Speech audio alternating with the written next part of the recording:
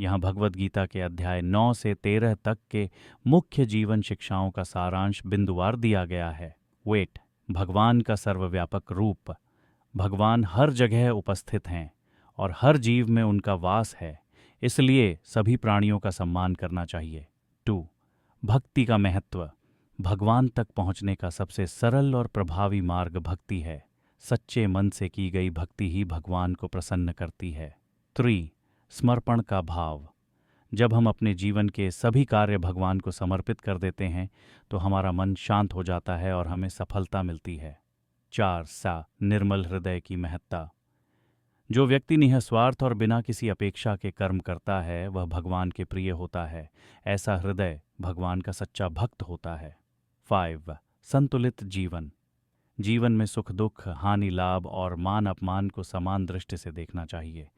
संभव से जीवन जीने वाला व्यक्ति ही सच्चे सुख का अनुभव करता है। 6. गुणों से परे उठना। सत्व, रजस और तमस गुण हमें बांधते हैं। इनसे मुक्त होकर जीवन जीने वाला व्यक्ति ही मोक्ष की प्राप्ति करता है। 7. संसार में रहते हुए भी निर्लेप रहना। हमें संसार के कार्यों को करते हुए भी आसक्त नहीं होना चाहिए। निष्काम कर्म का पालन ही जीवन में शांति और संतोष का मार्ग है। 8. ज्ञान और भक्ति का सामंजस्य। ज्ञान और भक्ति एक साथ चलने चाहिए। जब व्यक्ति भक्ति में डूबा होता है और ज्ञान का सही इस्तेमाल करता है तभी उसे जीवन का सच्चा अर्थ समझ में आता है।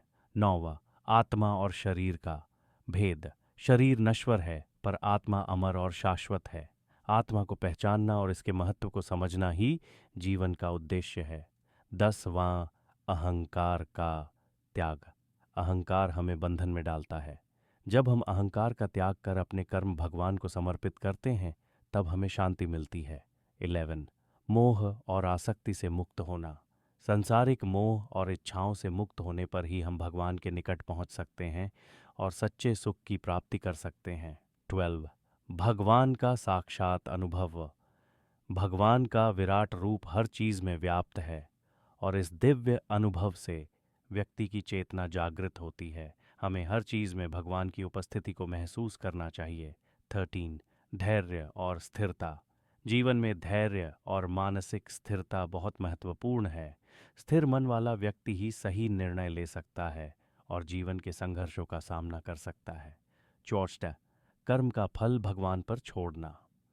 कर्म करना हमारा कर्तव्य है लेकिन उसके फल की चिंता भगवान पर छोड़ देनी चाहिए। इससे मन में शांति बनी रहती है।